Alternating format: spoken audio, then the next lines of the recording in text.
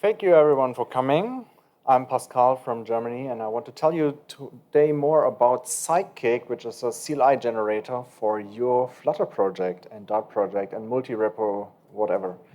I'm working for a startup called Wiredash, which is a user feedback tool. You can integrate in your app and get user feedback. It does an amazing animation, scales down your application. You can take screenshots, annotate your screenshots, and your users are very likely to send you more valuable feedback than without it. So please integrate in your application. I'm also working for Phantom, which is an agency, and we are like 15 Flutter developers, and I'm leading the team there. And we love automation. We automate a lot. We, for example, have a Telegram bot that opens our door in the office and things like that. And we love automation. We also automate our daily work. So, for example, getting packages for all our packages, getting the dependencies, downloading it. That's something we do like 10 times a day. So, of course, we automate this. We also bump our version regularly. So, for example, on the CI, like weekly, or sometimes if we release something, we want to do this. We do this in a way that we increment the version, but also do a very cool commit with a special message so we can easily find it in our logs. Updating localization files for our applications. Some translation people are working on the translations for our app. We, from time to time, before we do a release, pull them automatically into our app and ship the latest version of that. Like crazy things like release notes, but not as simple like checking the commits, but actually going to GitHub, checking the pull requests that have been merged, checking their descriptions, see if there are any Jira tickets, and pulling the information from there as well. So you can do crazy things when you think outside of the box.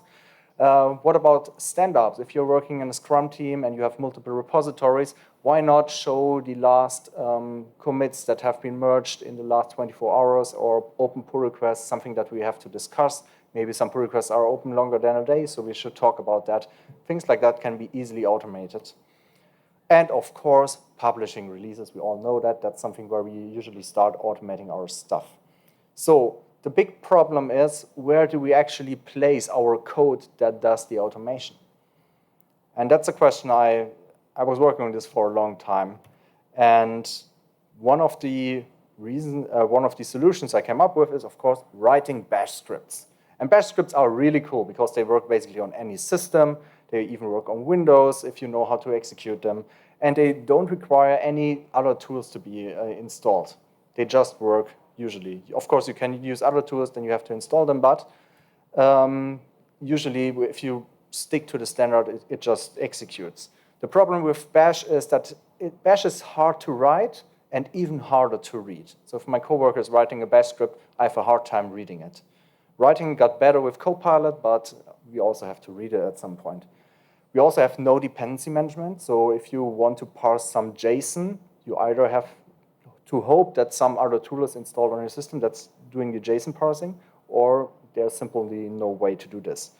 Unfortunately, there's also no debugging, and we also cannot really test bash scripts. I did it once. It was a pain in the ass. It's basically not supported. So let's try to stay away from bash scripts. And because I have a background as Android developer, I know, yes, I can write Gradle scripts. They are fantastic. I even wrote some Gradle plugins, and I know that we can actually debug those plugins, and we can also write tests for those plugins. I did all of that. But in the end, if you write your Gradle script in your project, you're not going to debug it. To be honest, nobody does it. It's quite a pain in the ass. And instead, I also learned that it's a stable framework. And what I really love about Gradle is that it has this Gradle wrapper, and this Gradle wrapper automatically downloads the jar to execute Gradle, which is pretty cool because now you have a bash entry point, which requires no further installation, and you can execute Gradle. That's cool, but it's not so cool that you have to have Java installed on your system, which also means if you want to execute it on CI, you also need to have Java installed. Not great. Also, it feels a bit odd to write Gradle tasks to basically write a CLI program. It's just not right. It's not the right tool for the job. And additionally, because we are here in the Flutter track, Flutter and Dart are basically not supported by Gradle. So let's skip that. What about placing a Dart script in the tool repository. If you check the package layout of a Dart package, we have this tool package or this tool directory, and we can place Dart scripts there and simply execute them. Dart is great because it is easy to read and to write even for non-Dart or Flutter developers. We have dependency management, and we have a lot of packages out there that help us with automation. GitHub, for example, there are multiple Twitter packages out there.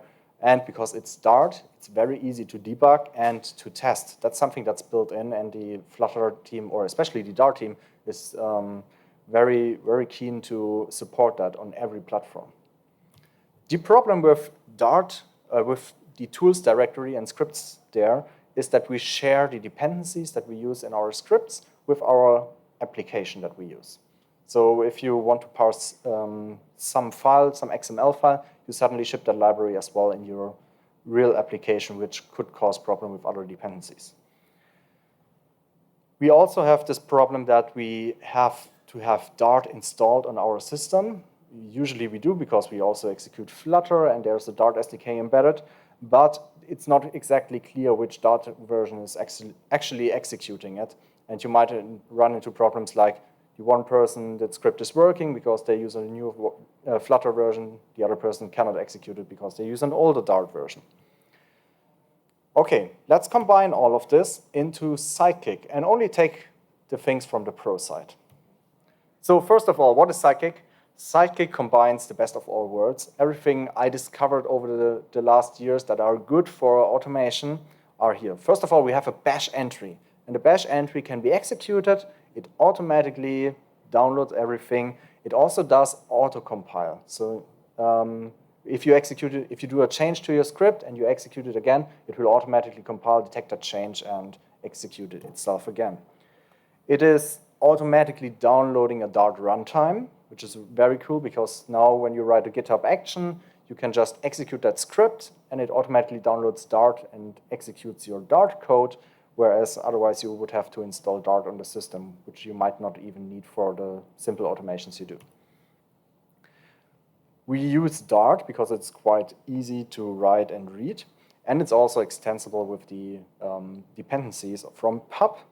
And we already talked about this. Of course, debugging and testing is supported even with Sidekick CLIs. So this is Sidekick. It is hosted on GitHub under the Phantom XYZ organization. And yeah, it's a CLI generator. So Sidekick, the CLI, Sidekick generates a CLI for your project. And I can only repeat what we integrated. So it's a self-executing. The generated CLI is then self-executing. And we ship with built-in commands for your Flutter and Dart project. So there's a Dart command and a Flutter command. You can write your own commands as well. And this is new. You can share your commands with the community and install commands from other people. So how do you create a new Sidekick CLI? You call Sidekick init. And yes, you have to have Dart installed on your system, but only the person that generates it at first. Once you call that, we ask you for a name for your CLI. We prefer short names. That's why we have a package included that's called acronym. It finds an acronym based on your project path, and usually it matches quite well. So take whatever you want. In this case, I haven't found something good. I take VGS for this example today. And the next thing the CLI asks me if I want to install the Flutter wrapper, which is a tool that helps you to pin the exact Flutter version in your project. Just make sure that the CI and your coworkers are all using the same version. And this is supported by the Sidekick CLI that you can use a pinned version. If you don't want it, you can use the version on your system, but you are getting non-deterministic builds. That's usually bad. Once you confirmed everything, the CLI is downloading the embedded Dart SDK to execute your Dart script. And if you execute it for the first time, you will see the following commands. So this is all generated and immediately executable. We have the commands in alphabetically order here. It's like you can analyze your project, you can clean your project, you can You can have your Dart command, so you can call VGS Dart, and then you're sure you're always using the Dart version that is basically embedded for the project. And the same for the Flutter command. Our deps command is our most used one, which loads the dependencies for all the packages in your monorepo. And the sidekick command, come later to that, it manages the sidekick CLI, basically. This is the code that we actually generate. I want to quickly show you what's inside. We have our bash entry point, and it uses the magic bash scripts in the tools directory. This makes sure that the Flutter is downloaded, that the environment variables are correctly set, and that the paths are correctly resolved. And you can use the CLI basically from every directory on your system. The main Dart file is called from the sidekick CLI, but it actually just forwards to the command registrations, where you register all your commands, and the commands are placed here in the commands folder. Let's look into the command registration, because this is where basically all the magic happens. It's a main file basically for your CLI. First, of course, you have to initialize sidekick. There you may have to provide some paths, and then you add new commands to the runner. These are all the pre-installed commands, and later we will add a new command. These are the Flutter and Dart commands, and they basically look for the Flutter SDK path, which can provide here on top by default from the system, but it could also be from the Flutter wrapper, which saves it into the .flutter folder in the root of your repository. Those paths are relative to the root of your repository, but that can be changed. It's Dart code, you can change it however you want. Let's write a new command. That's something I want to show you today, that you can extend your CLI and create your own automations. And of course, we want to build our app for web, for example. The reason why I chose web is because in this command, you usually put in quite a lot of arguments, and you want to share this with your team. You not only want to have this in your GitHub action, but you also want to be able to execute this on your machine with all the commands. You don't want to forget anything. We have a name and a description for the command, and the run method will be executed. Here it calls the Flutter SDK and builds the project in the VGS project root.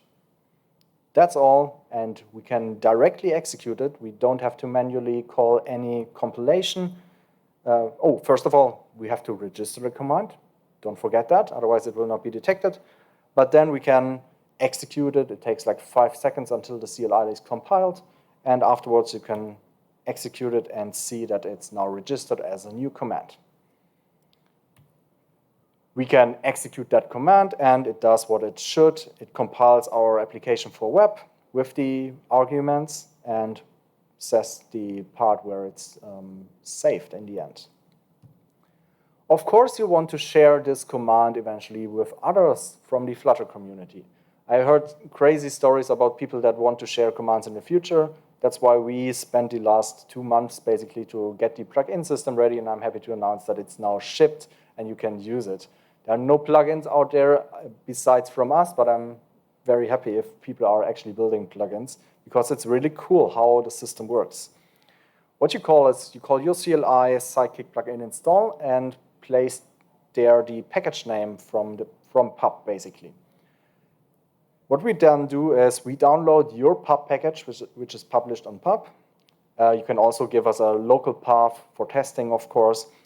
We download the dependencies using our embedded Dart SDK, and then we execute the install.dart file in your tool directory of your plugin. From there, you can do basically anything. We pass you the paths for the sidekick CLI where you want to install your stuff, and then you're basically on your own. Of course, we support you with some helper functions, and let's look how it actually works. This is the UI, so we download the installer, we execute the installer, and then the installer is executing whatever it wants to install. We have different templates. We start here on the right, and on the left, it's hard. If you want to share some code on pub, you should go the yes path, but we start with the no path. What if you don't want to share code on pub with the people that install your plugin? Basically, you dump all the code that your plugin is generating into the CLI of that user. And it looks like this. We call the sidekick plugin create function and create this template. And yeah, the only thing we generate is the install.dart. And of course, it has to be a package, so we also generate a pubspec YAML and some other files. But important is the install.dart file, and it looks like this. First of all, at the top, you get the package, and then you can write some files. So for example, here I write one file. We, in a minute, look into the contents there. And at the bottom, we use that to register it. Plugin registration was very fun to implement because we are actually using the Dart analyzer to analyze the sidekick tool that's installed on your system. We find the exact line where we want to register your command, and we insert the code there. The install only sidekick plugin command, very good name, is placed in that file that we write on the top, and it looks like this.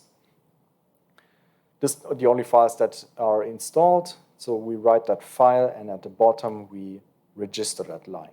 It was done with the analyzer, and it was a lot of fun to actually use the analyzer to do that. Definitely check out the code.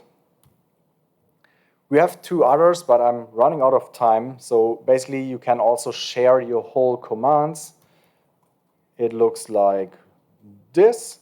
But if you want to share your whole commands, you also have to add a pub dependency. You can do this with our other helper functions. You can add a pub dependency, or you can add a local dependency. And depending on if you're using it locally, if you have a local repository where this is stored, you can use it either way. The other one is that you want to have shared code. This means that you have some shared code in a package, so you add it as dependency, but the generated command only uses that code. Not the command is shared, but the command uses some of the shared code, which is super convenient because users of your plugin might then be able to manually adjust whatever they actually need, adjust some names, add some new arguments. So it's basically their code, but they're using some parts of your library. It's really convenient to get started. The plugins are shared on pub.dev. You can search by plugins that are using the sidekick plugin installer dependency. Right now, there's only sidekick Vault inside, but we just published it this week. Probably we will have many, many more next week when the community is contributing their own plugins. Please check out our repository and install your first sidekick CLI and share them with me and with the community. Thank you very much.